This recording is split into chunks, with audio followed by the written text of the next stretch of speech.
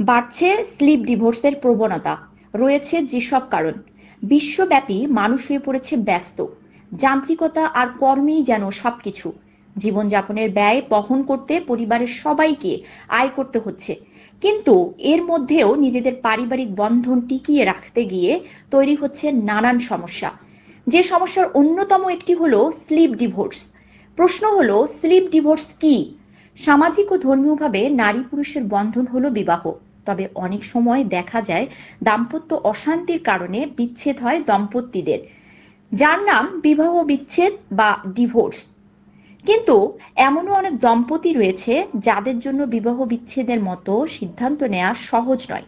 এর ফলে গত কয়েক বছরে বিভিন্ন জায়গায় স্লিপ ডিভোর্সের প্রবণতা বেড়ে গেছে।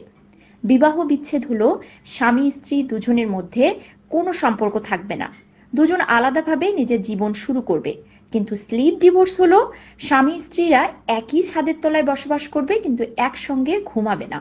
আর এ কারণে স্বাধীনভাবে ঘুমানো সম্ভব হয় স্লিপ ডিভোর্সের ফলে। তবে স্লিপ ডিভোর্সকে জীবনব্যাপী প্রক্রিয়া না করে শুধু বিকল্প প্রক্রিয়া হিসেবে ব্যবহার করা উচিত।